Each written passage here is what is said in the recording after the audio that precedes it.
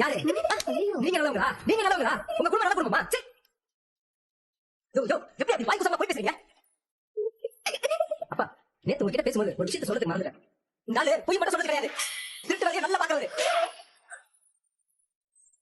தீபாவளி டைம்ல கடையில பணம் காண போச்சுலப்பா. ஆமா, நீங்க கூட மாமா கிட்ட பணத்தை எடுத்து கேட்டீங்கல்ல, அந்த பணத்தை மாமா எடுக்கலப்பா. எடுத்ததே நான் தான்ப்பா.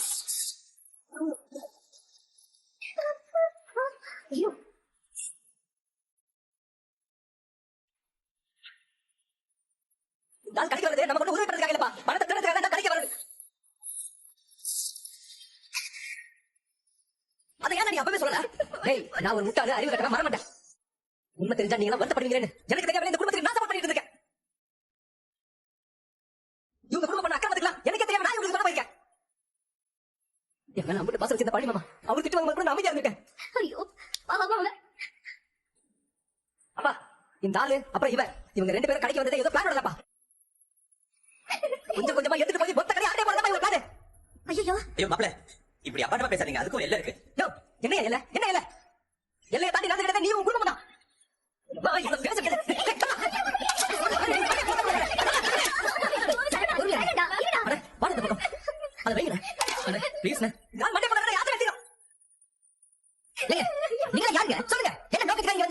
எங்களுக்கு எந்த கெட்ட நோக்கமும் இல்ல. உங்க குடும்பம் ரொம்ப நல்ல குடும்பம்னு ஊர்ல சொன்னாங்க. சரி, நம்ம பொண்ணு நல்ல குடும்பத்துல வாழட்டும் தான் எப்படி போய் சொல்லி நீங்க கல்யாணத்தை முடிச்சீங்க. இது பாருங்க, உங்க பொண்ணு நல்ல குடும்பத்துல வாழ நினைச்சா மட்டும் போதாது, நீங்க முதல்ல நல்ல குடும்பமா இருக்கணும். உங்க பொண்ணு நல்ல பொண்ணா இருக்கணும்.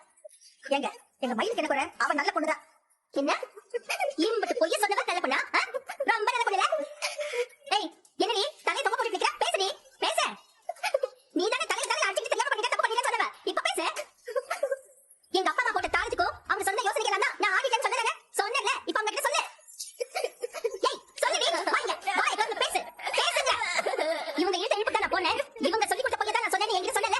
சொன்னியா இல்லையா? இப்ப எல்லாத்தையும் அவங்க கிட்ட சொல்லு. சொல்லு. ஐயோ ஐயோ ஐயோ ஐயோ. ஏன் பொண்ணு இந்த பாடு பண்றாங்களே? எல்லாம் சேர்ந்து நிக்க வச்சு இப்படி கேள்வி கேக்குறீங்க? இவங்க வேற சுத்தி நின்னுட்டு என் பொண்ணு கேள்வி கேட்டா என் பொண்ணு பயப்பட மாட்டா? யாரு?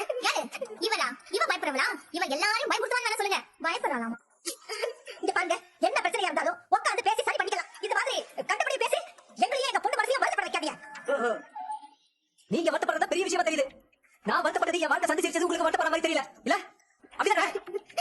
இவளை பத்தின ஒவ்வொரு ரகசியமா வெளியில வரும்போது நான் எவ்வளவு வருத்தப்படுறேன்னு எனக்கு மட்டும் தெரியும். உங்களுக்கு தெரியுமா? எவ்வளவு கஷ்டப்படுறேன்னு எனக்கு தெரியும். உங்களுக்கு தெரியுமா? ஐயோ மாப்பிள, அதெல்லாம் பேசிக்கலாம்னு சொல்றேன்ல. என்ன பேசிக்கலாம்? என்ன பேசிக்கலாம்? இனிமேல் பேசுறதுக்கு என்ன இருக்கு? எங்க மூணு பேருமே சரவணா தான் இருக்கிறதுலே பாவம். இவரை போய் இப்படி ஏமாத்திட்டீங்களே. பெரியவங்க இருக்கும்போது இப்படி சின்ன பசங்க எல்லாம் எங்கிட்ட வரக்கூடாது தம்பி. இதெல்லாம் ரொம்ப தப்பு. ஏன் சம்பந்தி, இந்த வீட்டுக்கு பெரிய மனுஷன் நீங்க தானே, நீங்க பேசுங்க. இந்த மாதிரிலாம் பேசுறது தப்பு. உங்க பசங்க கிட்ட சொல்லுங்க சம்பந்தி. என்ன சம்பந்தி, நீங்க கல்ல பாருங்க இருக்கீங்க. உடஞ்சு போயிருக்காங்க நீங்க அப்பா. பையன் வாழ்க்கை இப்படி ஆயிடுச்சு, மனசு நொந்து போய் நிக்கிறேன். தான் தான் உலகத்திலே சிறந்த அப்பா நினைச்சிட்டு இருந்தாரு. சமாட்டியை வச்சு போங்கி தலையில அடிச்சிங்க. இப்ப இவங்க உங்களுக்கு சப்பாட்டு வரணுமா? அந்த எதிர்பார்ப்பு உங்களுக்கு இருக்கா?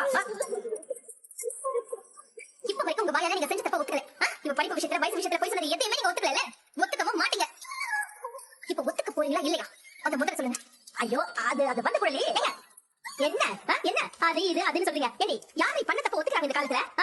அத ஒத்துக்கவே மாட்டாங்க இவங்க. ஏங்க, இவங்க பேசுறாங்களே எல்லாரும், எதுக்கு இப்படி திருத்து முடிச்சிட்டு நிக்கிறீங்க? எனக்கு சொல்லுங்க. எனக்காகவும் நம்ம பொண்ணுக்காகவும் பேசுங்க. இதோ இப்ப பேசுற பாக்கியம். சம்பந்தி, நீங்க எல்லாரும் தயவு செய்து எங்களை மன்னிக்கணும். இதுக்கு மேலேயும் போய் சொல்றதுல எந்த அர்த்தமும் இல்ல. உங்களுக்கு தெரிஞ்சது எல்லாமே உண்மைதான். மயிலு பிளஸ் 2 வரைக்கும் தான் படிச்சிருக்கா.